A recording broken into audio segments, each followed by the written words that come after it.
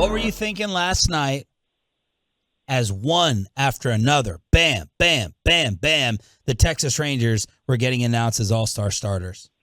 I was thinking about how 2 years ago this team lost 100 games. Last year they had a disappointing season, losing 90 games. That's why the team has the fourth pick coming up in the draft, and how in such a short time this team is now the story of the All-Star game thus far. And I don't think it's going to stop with these four. I think they've got more All-Stars coming. But how awesome is that? And you think about the four All-Stars they have. One was acquired by way of a trade, Jonah Heim and the Elvis Andrus deal. A lot of people thought at the time it was the Chris Davis trade just because he was the most recognizable name. But Jonah Heim and then maybe even Dane Acker were the two guys the Rangers most coveted. You got two guys starting. They were big free agent signings 2 off seasons ago, Corey Seager and Marcus Semien. And then the third baseman, Josh Jung, was drafted. So you got 4 All-Star starters acquired by the team in 3 different ways. And that's how you build a championship team. If you look at the teams that have won championships over the last few years, they're not just good in one area. They're good in multiple areas. And this is a team that is starting to develop a roster that has been built in multiple ways. But how cool is it that, people are talking about 4 All-Star starters, the first time that this has happened in 7 years or 8 years, I think, that a team has had 4 starters in the All-Star game. And they might even have a 5th, because the way it works for Adolis Garcia, who, by the way, got robbed, should have been a starter, is if the players vote him high enough, then he would get the spot that is currently occupied by Aaron Judge, since Aaron Judge won't be able to play. So who else do you think could be added? Well, I think Nathan Eovaldi should be an all-star. I think that there's an outside chance that John Gray gets added. I think the only thing working against John is simply that the Rangers are going to have other all-stars. And, you can't just put 9 guys on the all-star team. Adolis Garcia will be an all-star. And I don't think Ezekiel Duran or Leody Taveras will make it right away. Maybe if guys drop out. But if you look at Ezekiel Duran's numbers, I think it's really tough to just totally ignore this guy as an all-star candidate. I mean, he's got the same amount of plate appearances as Corey Seager. He might not have some of the counting stats, but he's 4th in batting average, 9th in slugging, 8th in OPS in all of Major League Baseball. So I think Will Smith and Josh Sborz are going to be victims of all the other all-stars the Rangers have, but they definitely are putting up all-star type numbers. But the guys who I think for sure will get in are Eovaldi and Adolis.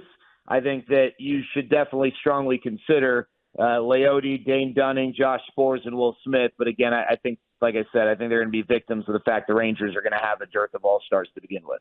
Jared Sandler joined us here on The Fan. Was this all Ranger fans voted, or did enough national people, vote in Jonah Heim? I think that was the most surprising one, him and Jung, because they weren't household names 3 months ago. No, you're right.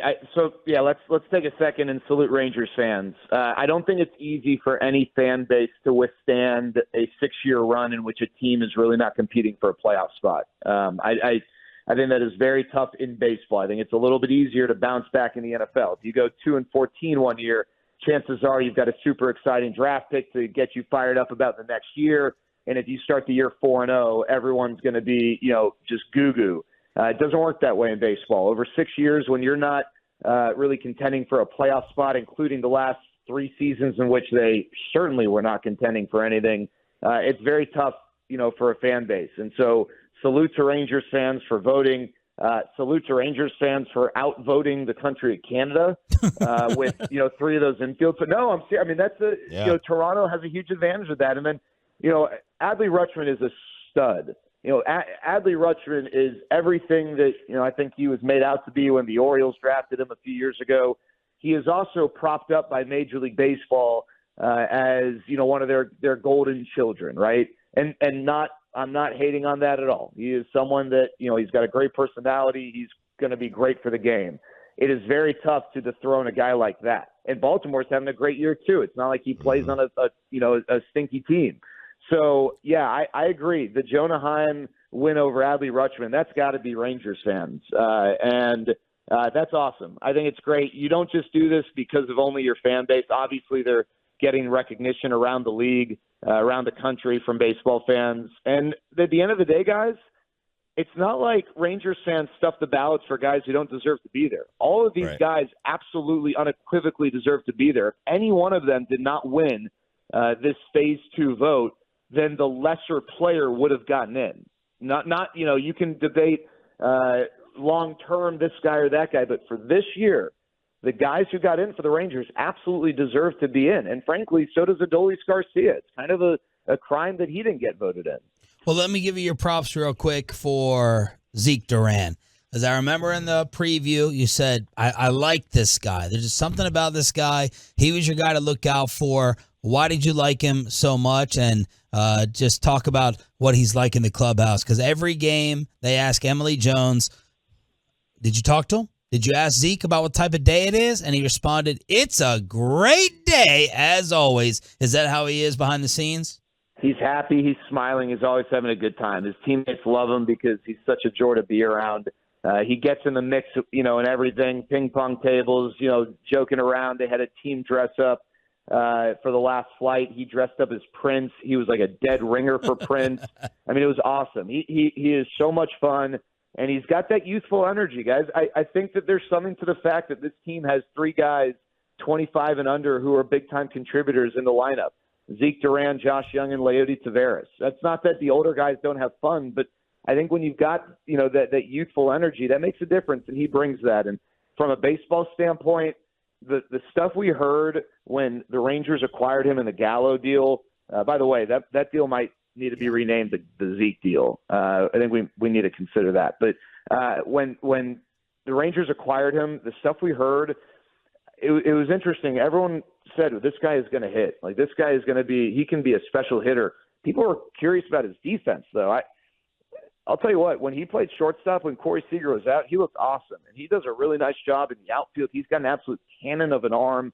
This guy is going to be able to impact the game on both sides. But when he got called up last year, I was just so impressed with – he had ups and downs. If you look at his total numbers, it's not like they're going to be super electrifying.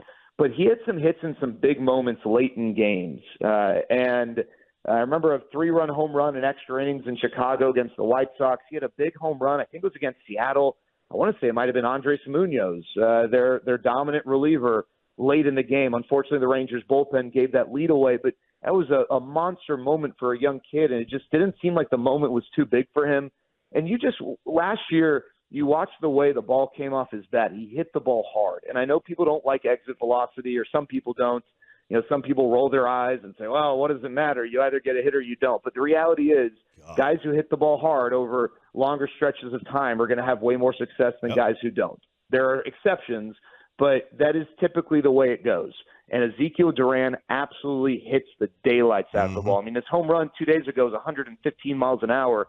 That's unreal. And so just the way he hit the ball last year, you really like the way that looked. And then you watch him, Bruce Bochy just calls him a ball player. And, we make fun of people on football. They say, oh, he's just a football player. And what the heck does that mean?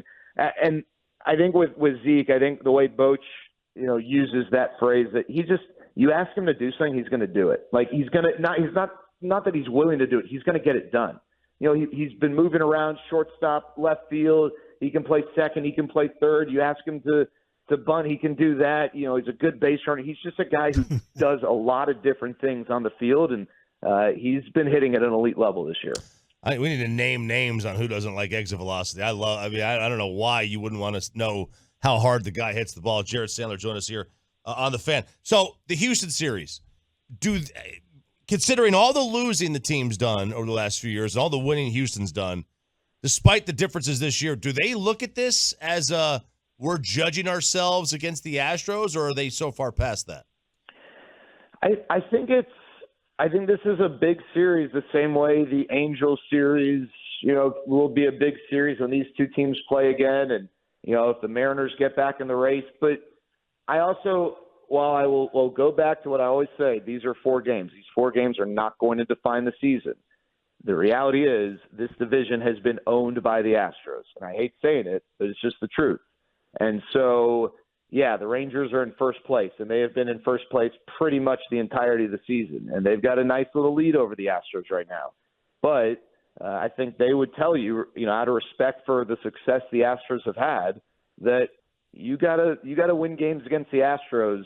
And when they took 2 of 3 from Houston in Houston earlier this year, it did feel a little more significant than just 2 wins and 1 loss, right? Because they've had so much difficulty beating Houston in Houston, and they've had more success in Arlington, but still not a ton. And at the end of the day, guys, yes, you are rivals with all of your division mates, but this is the real rivalry, and it's kind of been dormant. It was maybe stoked a little bit with the Astros cheating scandal, and that's not to say that over the last 6 years Rangers fans haven't despised Astros fans, but I think Astros fans kind of laugh and snicker at Rangers fans because the Rangers haven't been competitive. And rivalries are great. Rivalries are what they are, but they are at their best when the 2 teams are playing for something. And this rivalry was at its best in 2015 and 2016, the only 2 years prior to this season in which these 2 teams have shared a division and they have both been competitive. And the rivalries in those 2 seasons, the games, the intensity level, I mean, that was top notch. And when these 2 teams played earlier this season, the Rangers obviously had gone off to a good start and there was hope and expectation. But now it's real, right? We're at the end of June into July. It is clear that these 2 teams are both playing for something. These are both playoff caliber teams. And so, I mean, this series, the Friday, Saturday, Sunday, and Monday games have been sold out now for multiple days. And the Friday through Sunday games have been sold out, I think, for almost 2 weeks. And that is, guys, I'm pretty fired up to go to the ballpark tonight. I think this is really exciting. I hate the Astros. I don't, make any bones about it. But I hope that Astros people hate the Rangers. I think that sports hate, sports emotion, sports passion, rivalries, that stuff is good for sports. We see it in college football. Pro sports, it's a little tougher because guys change teams. But this is, the Rangers-Astros matchup has the chance to be a really, really fun rivalry. And I hope there's a ton of passion and energy, responsibly, but a ton of passion and energy in the ballpark tonight.